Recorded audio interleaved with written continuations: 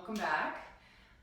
Today we're going to revisit the topic of dissociation, and we're going to do a sequence of poses that is designed specifically for you to kind of feel in your own body where the dissociation is happening and how to use it for your movement and how to stay balanced. So a lot of times there's confusion about in tango where dissociation really happens and what it means. So this sequence is really going to be nice to do as a way of bringing awareness into the body, finding the different mechanics that allow you to dissociate, knowing what is the proper degree of dissociation, and things like that. Dissociate, basically, it's this word that means that two things are moving away from each other. You're dissociating one part of the body from the other. The word that I prefer using is opposition. So you're opposing, like you're sending opposing forces into your body. So in tango, a lot of this action is happening in the upper spine when we're having to walk around the partner on either side. And so we're going to be talking specifically about this part of the spine here and how it dissociates from the hips. So this is kind of like the most basic form of dissociation. You can also dissociate other parts of the body, like you can move the shoulder away from the chest. So the arm is going to move this way while the body moves this way. That's a form of dissociation. You can move your leg away from the upper body, like when you're doing a ballet, or your upper body is going one direction, your leg is going in the other direction. So again, that's a form of dissociation. So, but this particular sequence is going to get you to feel a lot of this work here and how to align the body properly.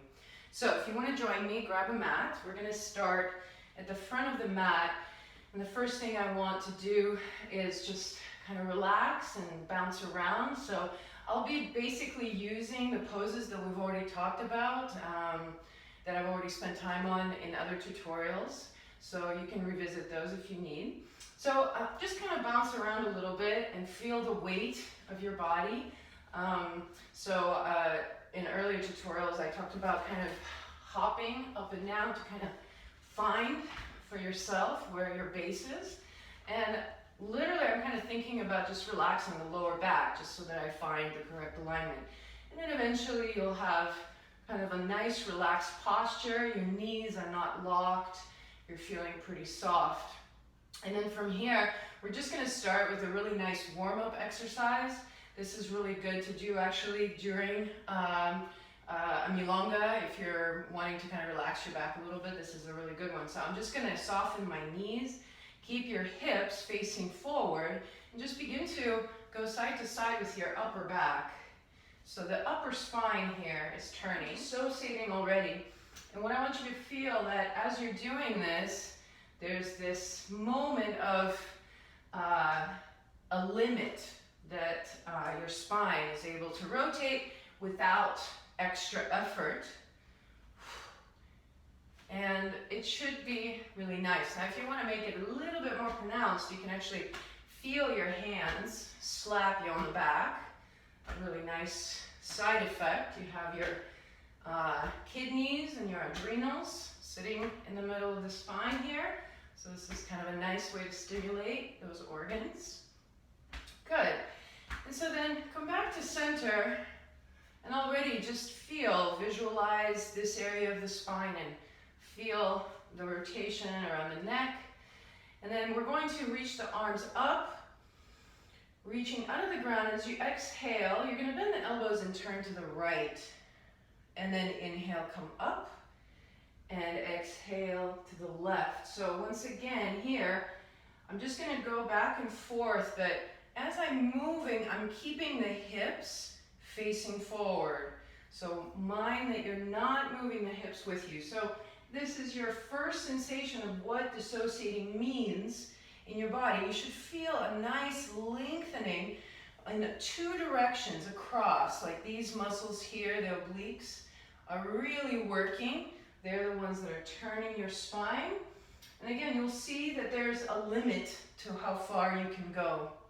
Keep the knees soft. We're going to do it a couple more times. Inhale and exhale.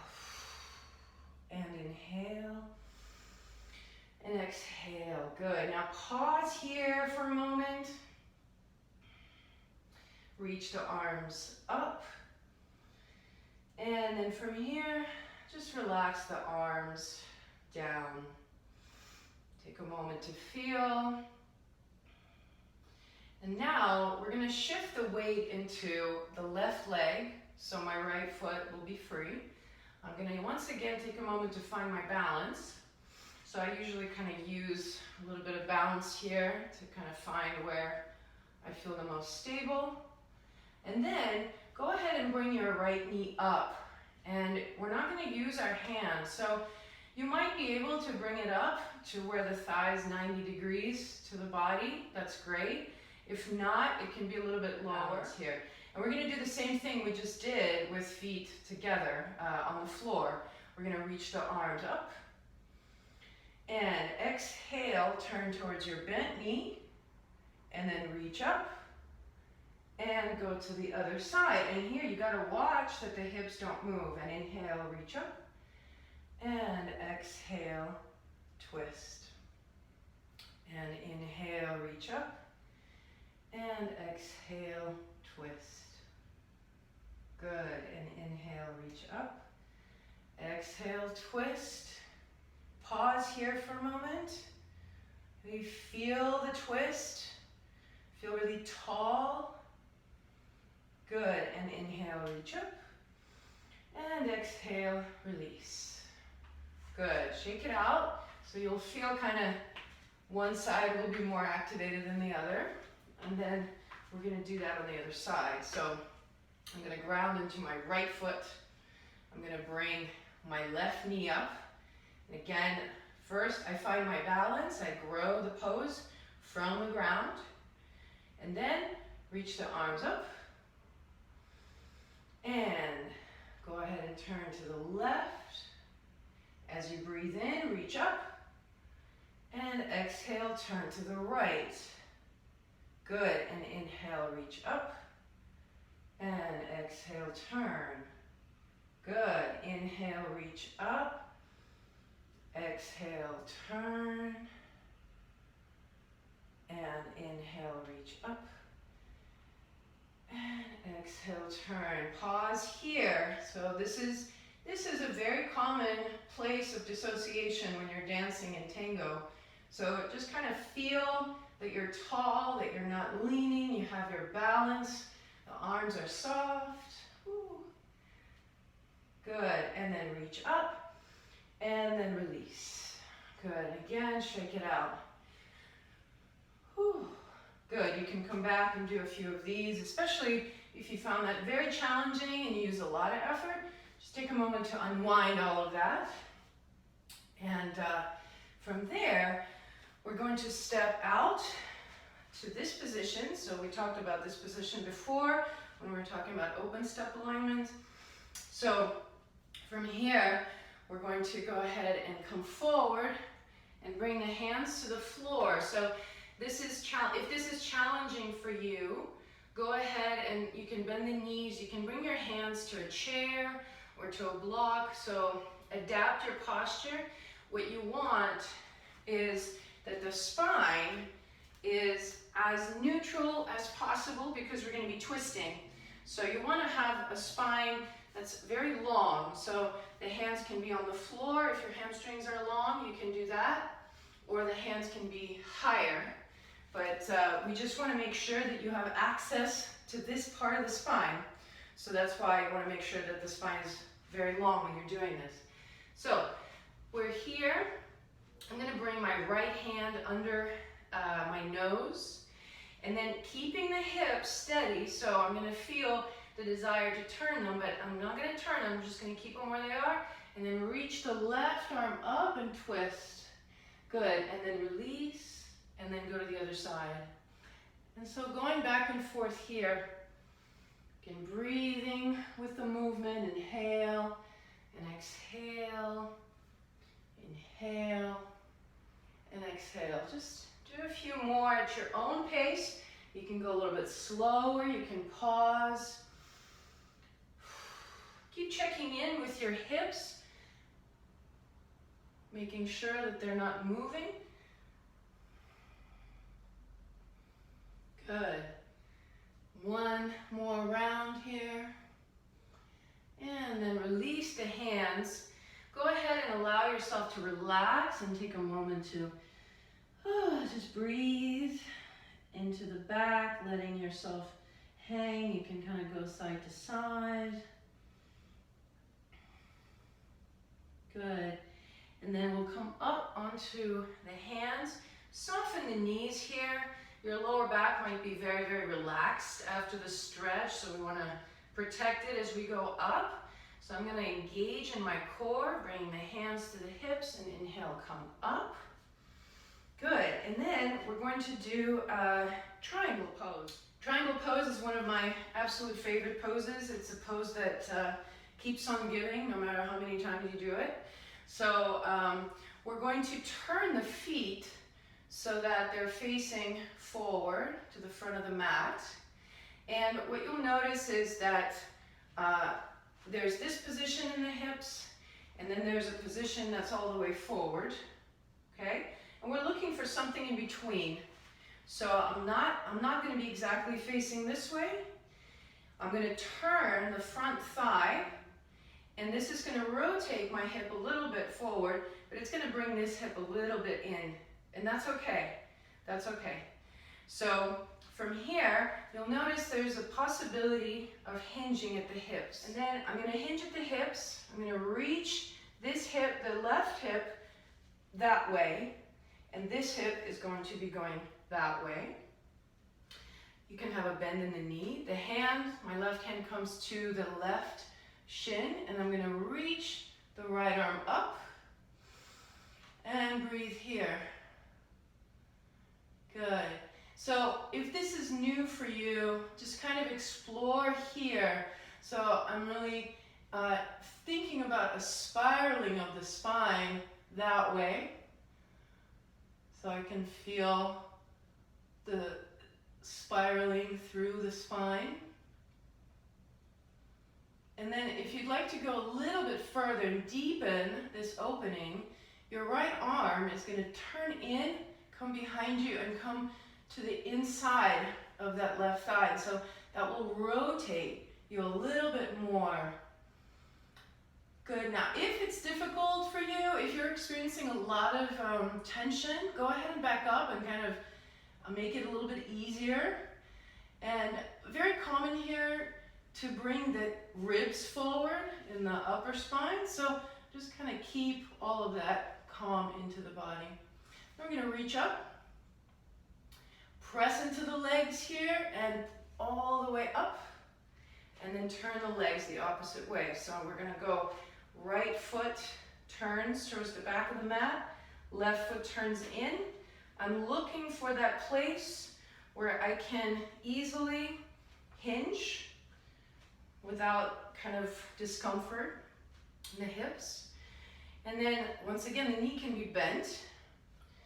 The right hand will come to the right shin, and then the left arm is going to go up.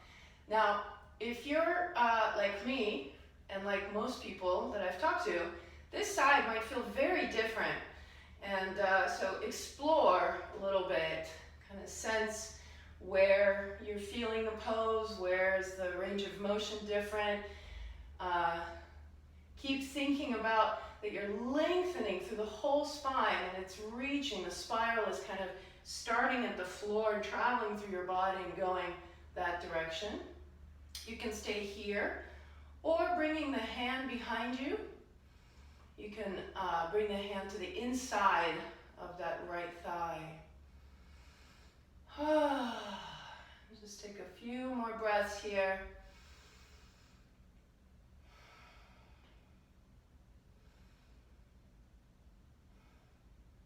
Good. And then we're going to reach up, press into the legs, and come all the way up. Turn your toes in once again. Bring your hands to the hips, go down one more time. Stretching through the back.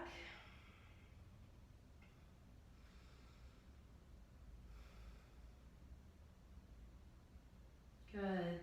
And then coming up all the way. You're going to turn your toes and step forward. Good. So we're going to finish with one more standing sequence that's going to be the most challenging. So all of the things that we've done so far will inform this next sequence. So what we're going to do is start with stepping the left foot back for Warrior One. And so Warrior One, the back heel comes to the floor.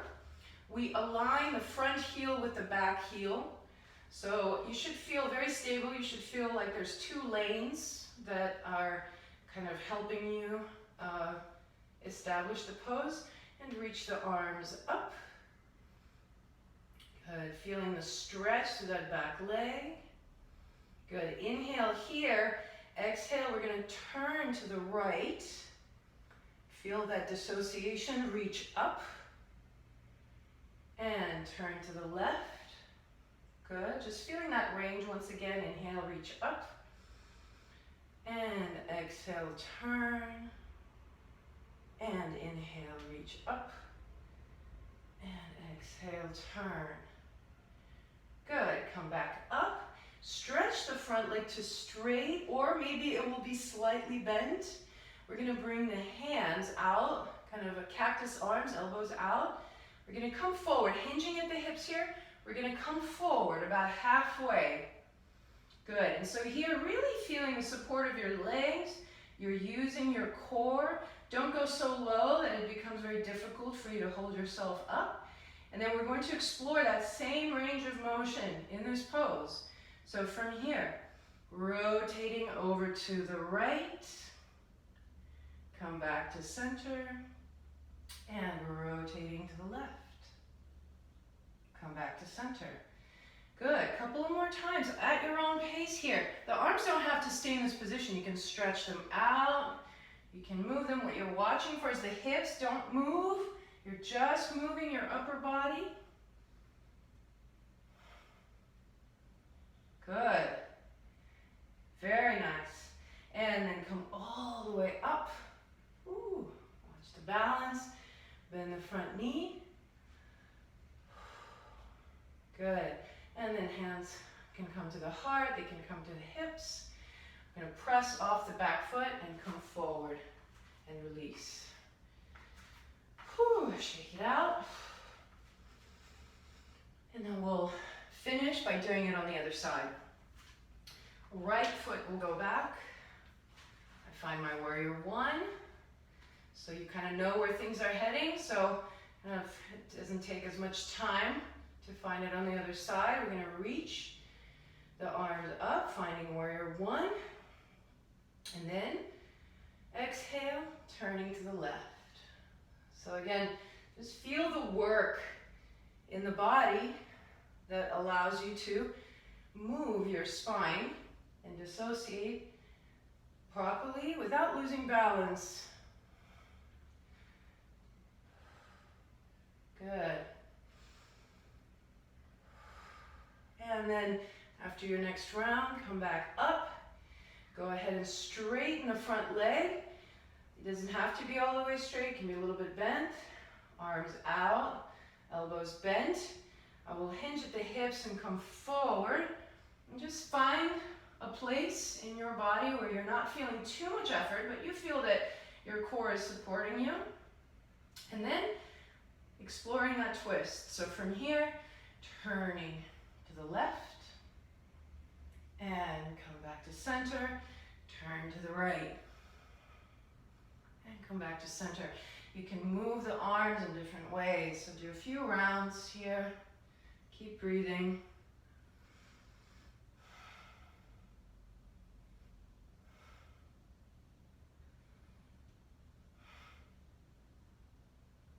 Good. And then once you're done, come all the way up. Bend the front knee, hands to the hips. And press up off the back foot, come forward. Good. So, at this point, you should feel the effects. There's probably sweating a little bit and a little bit of heat. So what I like to do is just observe how I feel after the practice in that particular part of the body that I've been working. So in this case, the upper spine. Just kind of feel right now the level of sensitivity you have, the level of motion and range of motion, and kind of see it throughout the day how it affects you. If something kind of strikes you as interesting about the body, so a lot of times it's just getting to know what's there.